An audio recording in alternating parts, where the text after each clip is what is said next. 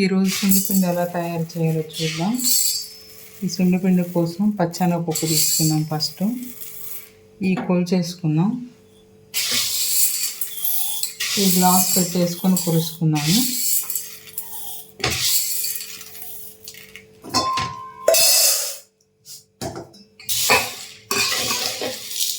వీటిలో బియ్యం కూడా వేసుకున్నాము. బియ్యం కూడా కురిసేసుకున్నాం.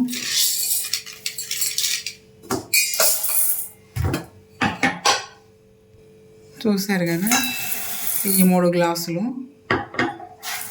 కొన్ని ఎక్స్ట్రా కూడా ఉన్నాయి. వీటికి రైస్ ఏం వేసుకోవాలో చూద్దాము. రైస్ కూడా వేసుకున్నాము.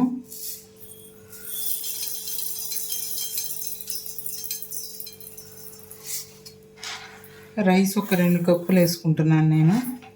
కొంతమంది అయితే 1 కప్పే వేసుకుంటారు. 2 కప్పులు రైసు.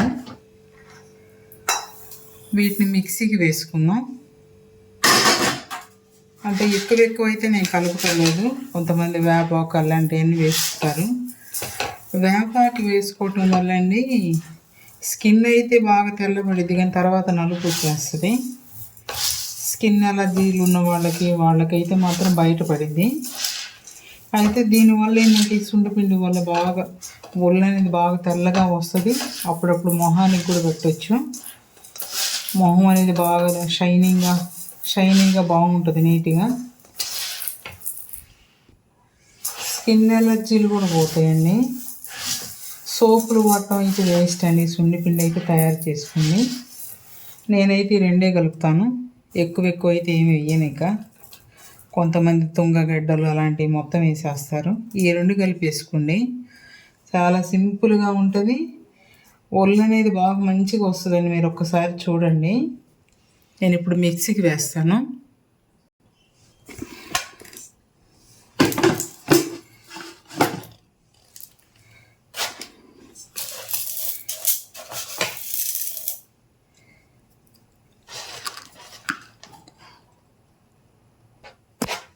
సోప్స్ అయితే అసలు వాడబోకండి. ఇవి ఒక్కసారి వాడి చూడండి. ఇలా మెత్తగా బరక లేకుండా వేసుకోవాలండి. పసిపిల్లలకి వేసినట్లు వేసుకోవాలన్నమాట.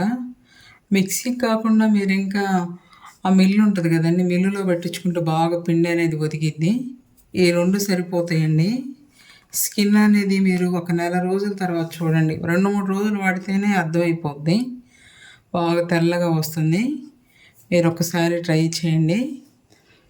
ఇంకా కావాలనుకుంటే మీరు జల్లెడ పట్టుకోవచ్చు. ఇక నేను ఇలా పట్టేశాను.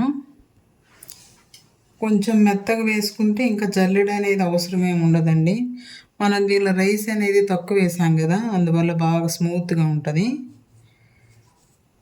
వీటిల్లో ఇంకా కావాలనుకుంటే మనం తులసి ఆకులు ఉంటాయి కదండి, ఆ తులసి ఆకులు అనేది బాగా ఎండబెట్టేసుకొని దీనిలో కలిపేసుకుంటే మంచి స్మెల్ అనేది వస్తుంది. మీరు కావాలనుకుంటే తులసి ఆకులు వేసుకోవచ్చు, లేకపోతే ఈ 2 సరిపోతాయి. ఎక్కువ అనేది గులాబీ రేఖలు ఇవన్నీ మనం వెతుక్కోవాల్సి వస్తుంది. ఒకవేళ మీ దగ్గర ఉంటే వేసుకోవచ్చు. ఈ 2 సరిపోతాయి. మేమైతే ఇలానే వాడేస్తాం. మీరు ఇది మొత్తం ఒక బాక్స్లోకి పెట్టేసుకోండి. ఇంతైతే సరిపోద్దండి. ఉదయం సాయంత్రం పోసుకోవచ్చు. సోపులు అనేది అసలు అవసరమే ఉండదండి ఈ సున్నిపిండి వాడే వాళ్ళకి. ఏదైనా పెట్టుకుంటే కొంతమంది మొహం వరకు వాడేసుకుంటారు. మేమైతే అట్లానే వాడేస్తాం. మీకు నచ్చితే ఇలా ట్రై చేయండి. ఇదండి సున్నిపిండి వాడే విధానం. ఇలా మీరు కూడా ట్రై చేయండి.